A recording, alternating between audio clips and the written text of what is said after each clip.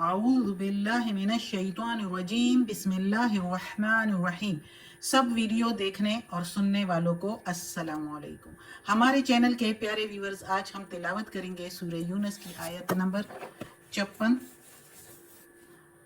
57 اور 58 جو کہ اگلے پیج پر ہے، یعنی کہ آیت نمبر 56، 57 اینڈ 58 انشاءاللہ تلاوت کریں گے ترجمہ کے ساتھ اور تفسیر کے ساتھ۔ تو چلیں شروع کرتے ہیں آج کا سبق، لیکن شروع کرنے سے پہلے چینل کو سبسکرائب کریں اور بیل نوٹیفیکیشن کو آن کریں تاکہ اگلی ویڈیو آپ کو آسانی سے ملتی رہے، اور ہو سکے تو شیئر بھی کریں تاکہ زیادہ سے زیادہ لوگ دیکھیں، آپ کو بھی ثواب ملے اور مجھے بھی۔ تو چلیں اب شروع کرتے ہیں آج کا سبق۔ اعوذ باللہ من الشیطان الرجیم بسم اللہ الرحمن الرحیم۔ ہوا وہی، یحیی وہی ذات پاک ہے، زندہ کرتا ہے تم کو یا پیدا کرتا ہے، ویمیت اور موت دیتا ہے، وإلیہ اور اسی کی طرف، ترجعون لوٹ کر جانا ہے، مڑ کر جانا ہے اسی کی طرف۔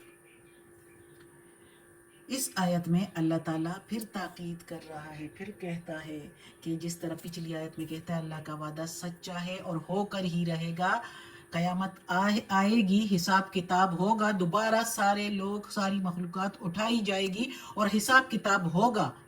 اور وہی اللہ تعالیٰ پھر کہتا ہے کہ وہی ذات پاک ہے، یعنی اللہ اپنے لیے خود کہتا ہے کہ وہی ذات پاک ہے جو تم کو زندہ کرتا ہے، پیدا کرتا ہے اور دوبارہ بھی اٹھائے گا، موت بھی وہی دیتا ہے، موت بھی دیتا ہے اور پھر دوبارہ بھی زندہ، اور اسی کی طرف لوٹ کر جانا ہے، یعنی ادھر لوٹ کر، یعنی جب مر جاؤ گے تو اللہ ہی کی طرف لوٹ کر جانا ہے، دوبارہ اٹھائے جاؤ گے۔ وہی زندگی بھی دیتا ہے، وہی موت بھی دیتا ہے اور اسی کی طرف لوٹ کر جانا ہے، دوبارہ اٹھائے جائیں گے اور حساب کتاب ہوگا۔ یہ نہیں کہ سب کچھ ادھر ہی ختم ہو گیا، پھر آزمائش کی جگہ کیسے، پھر امتحان کیسا، رزلٹ تو ادھر ملے گا۔ جو اچھے کام کرے گا تو سکون، آرام، جنت ملے گی، جو برے کام کرے گا تو دوزخ تیار ہے ان کے لیے، اللہ معاف کرے، اللہ ہمیں بچائے دوزخ کے عذاب سے۔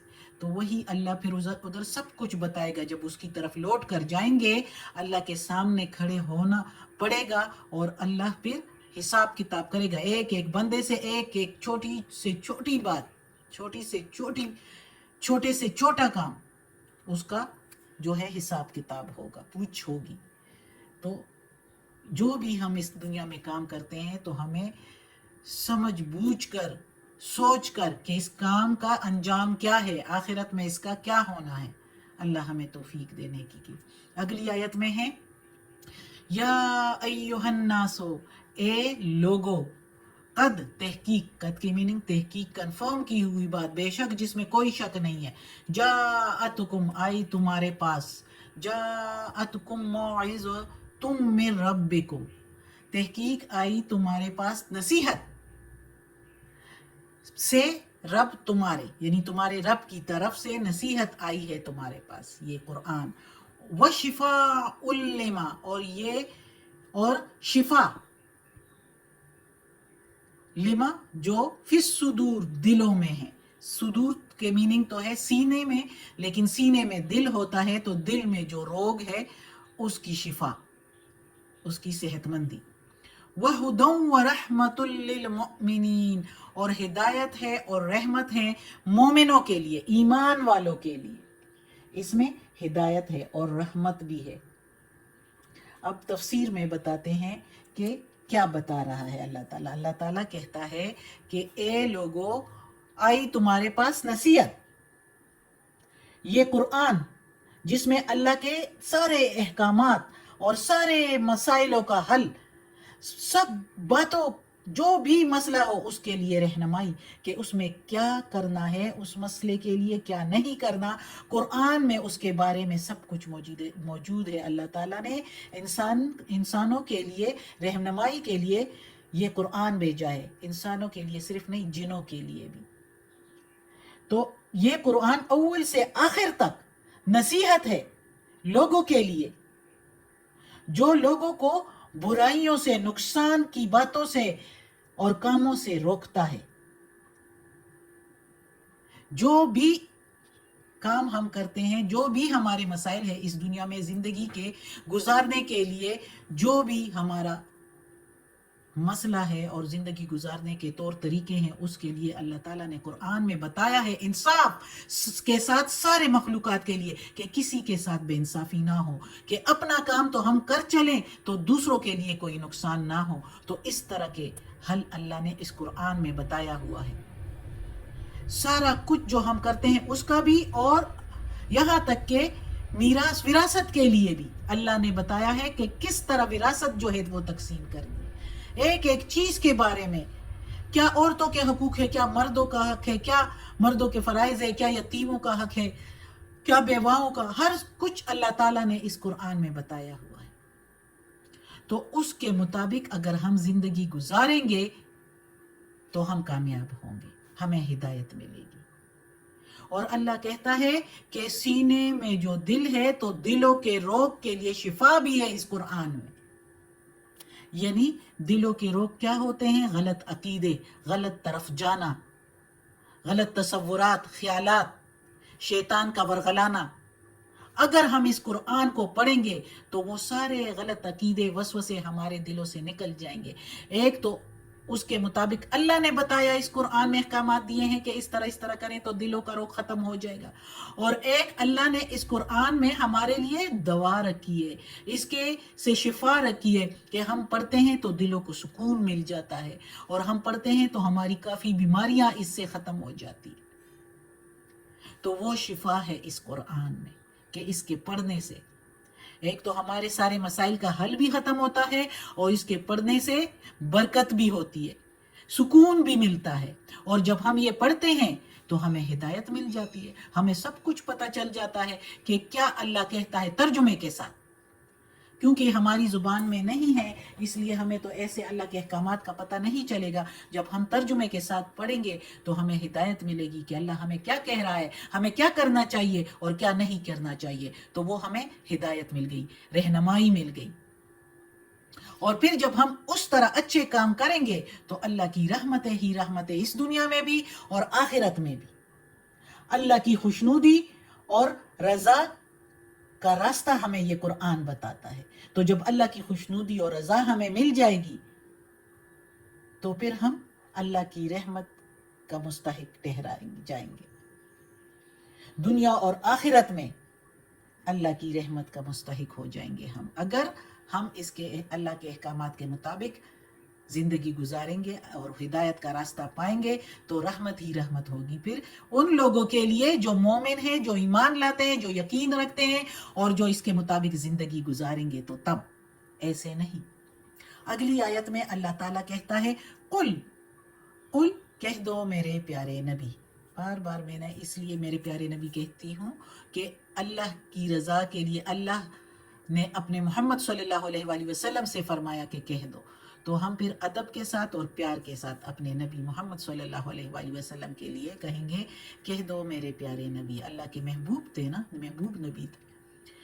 کہہ دو میرے پیارے نبی بفضل اللہ، ساتھ فضل اللہ کے، وبرحمتہ اور ساتھ رحمت اس کے۔ بے کے میننگ، یہ جو بے زر بے ہے اس کے میننگ ہے ساتھ، تو ساتھ اللہ کے فضل کے اور ساتھ اللہ کی رحمت کے۔ فبذالک، پس ساتھ اس کے، فلیفرحوا، خوش ہونا چاہیے، یفرحوا خوش ہونا چاہیے۔ پر اللہ تعالیٰ کہتا ہے کہ کہہ دو میرے پیارے نبی ان لوگوں سے کہ اللہ کے فضل سے اور اس کی مہربانی ہی سے پس تم کو خوش ہونا چاہیے۔ فَبِذَالِكَ فَلْيَفْرَحُوا، پس اللہ کی رحمت اور فضل سے، فضل کے ساتھ آپ یعنی لوگوں کو خوش ہونا چاہیے۔ ہوا خیر، یہی ہے بہتر، مما خیر، مما بہتر ہے اس سے جو، مما کے میننگ اس سے جو، یجمعون وہ جمع کرتے ہیں، یجمعون وہ جمع کرتے ہیں، کیونکہ یا ہے ساتھ تو ہم کہیں گے وہ جمع، یعنی یہ دنیا والے جو جمع کرتے ہیں، جو سونا چاندی دولت مال اور دولت زمینیں جائیدادیں عزت وجاہتیں اپنے لیے جو جمع کرتے ہیں، ان سب سے یہی بہتر ہے جو اللہ کی رحمتیں ہیں کسی پر، اللہ کا فضل ہے جس پر، وہ ان سب چیزوں کے جمع کرنے سے بہتر ہے۔ اللہ تعالیٰ کہتا ہے اس لیے اللہ تعالیٰ کہتا ہے نہ حق جمع نہ کرو. اس جمع کرنے میں جب بندہ لگ جاتا ہے تو پھر سمجھتا نہیں ہے، لوگوں کا حق بھی مار جاتا ہے، اور لوگوں کا حق بھی مار جاتا ہے اور برائیوں کے طریقوں سے جمع کر دیتا ہے، برے کاموں میں انوالو ہوگی. تو یہی برائی، یہی جمع کرنا جس کے فکر میں ہم لگے رہتے ہیں تو وہی برا بن جاتا ہے ہمارے لیے، آخرت کے لیے. تو اس لیے اللہ تعالیٰ کہتا ہے کہ جو میرے فضل سے تمہیں ملتا ہے اور جو میرے رحمت سے تجھے ملتا ہے وہی بہتر ہے، اسی سے خوش ہو جاؤ. مزید جمع کرنے کے لیے تگ و دو میں نہ رہو. جو تمہیں ملے گا، جو اللہ دے گا، وہ کسی بھی طریقے سے دے دے گا. اس لیے زیادہ اس تگ و دو میں رہنا کہ میں جمع کر لوں اور دوسروں کا حق مارا جائے، برائی کے کاموں میں انوالو ہو جائے اور اللہ کی عبادت اور اللہ کے احکامات رہ جائے، تو اس سے بہتر ہے کہ اللہ کی رحمت سے خود ہی جو ملتا ہے. یہ بھی نہیں کہ بالکل ہاتھ پہ چھوڑ کے ہی بیٹھ جاؤ اور خود ہی آسمان سے اتر کے آئے گا، ایسے بھی نہیں. لیکن حق حلال سے جتنی محنت کر سکتے ہو اتنی محنت کر کے حق حلال کا، اور دل و دماغ سے کہ یہ حق، یہ حلال ہے، حرام کا نہیں ہے. تو اس طریقے سے اللہ کا فضل بھی پھر ہوگا اور اللہ کی رحمت سے جتنا ملتا ہے چاہے وہ کم ہے اس میں گزارا کریں، اور جس کو اللہ زیادہ دے دیتا ہے تو اس میں بھی وہ اللہ کے احکامات کے مطابق خرچ کریں. تو یہی رحمتیں ہیں اللہ کی. اللہ جس کو کم دیتا ہے تو وہ بھی آزمائش ہے، جس کو زیادہ دیتا ہے وہ بھی آزمائش ہے. یہ نہ سمجھو کہ جس کو زیادہ ملا ہے وہ سکون آرام سے ہے، مزے سے ہے، یہ نہیں ہے. اس کے لیے بھی آزمائش ہے کہ وہ کس طرح استعمال کر رہا ہے. اللہ معاف کرے، اللہ توفیق دینے کی اللہ برائیوں سے بچائے. صدق اللہ العظیم. آج کا سبق ختم ہوتا ہے. اللہ ہمیں توفیق دے اس قرآن مجید کا ترجمہ مکمل کرنے کی اور اس پر عمل کرنے کی توفیق دے. یا اللہ، یا پروردگار، یا رب العالمین، یا مالک یوم الدین، یا اللہ کل شین قدیر. یا اللہ، یہ تیرے کلام کی تلاوت کی ہے ترجمہ اور تفسیر کے ساتھ. یا اللہ، اس میں کوئی زیر زبر پیش میں، تلفظ میں، ترجمہ تفسیر میں غلطی ہوئی ہو تو معاف کر دینا. تو معاف کرنے والا مہربان ہے. یا اللہ غفور و رحیم ہے. یا اللہ ہمیں عافیت والے معاملات دے، ہماری بیماریاں، تکالیف، پریشانیاں اور برائیاں ہم سے دور کر دے. اور یا اللہ، یا پروردگار، ہمیں اپنے نیک اور صالح لوگوں میں شامل کر دے. آمین.